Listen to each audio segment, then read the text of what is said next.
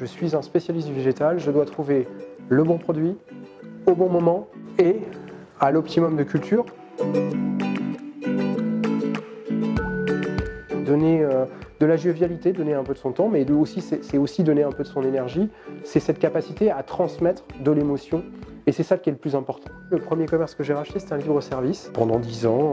Et puis, il est arrivé le moment où c'était plus ma sensibilité, donc j'ai décidé de changer mon fusil d'épaule et de transformer ce libre-service en un commerce traditionnel. Plutôt moyenne gamme, mais orienté et segmenté plutôt haut de gamme. Le contrat moral que je passe avec mon client est que les fleurs qu'on lui propose vont tenir la semaine.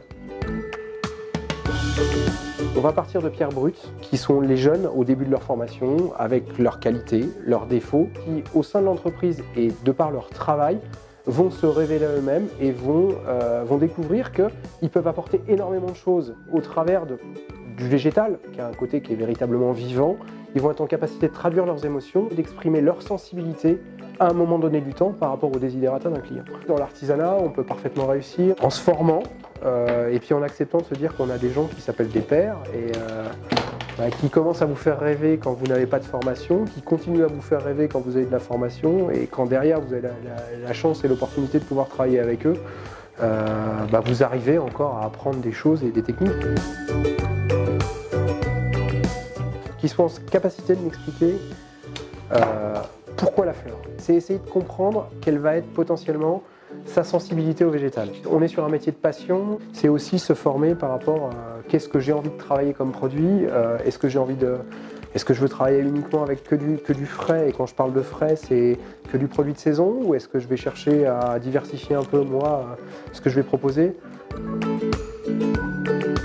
Aujourd'hui, la formation d'un jeune, elle est prépondérante. J'ai encore moi-même beaucoup de choses à apprendre, parce que sinon c'est trop statique et ça veut dire qu'on a un métier qui serait totalement figé, ce qui n'est pas le cas. C'est une remise en cause permanente.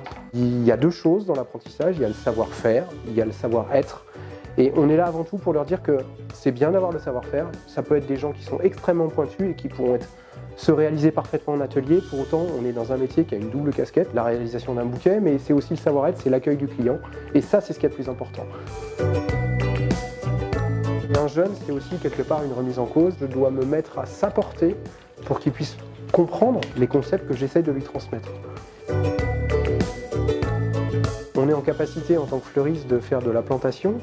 On a la chance, en tant qu'urbain, d'être des mini-jardineries au cœur de la cité. Un balcon ne doit pas faire peur aux fleuristes. On est en capacité de gérer de la jardinière et de planter de la jardinière. On a quand même différentes palettes dans le métier. On a le fleuriste qui va être en boutique, on a le fleuriste événementiel. Le fleuriste en boutique, effectivement, de 9h à 20h le soir, il va être dans sa boutique, il va servir des clients. À côté de ça, un fleuriste événementiel, il y a tout le travail de préparation en atelier où il n'y a pas de client, il y a un client dans la journée. On va faire du montage, on va monter toute la journée. Pour le sou, on va rendre des prestations pour 17-18 heures.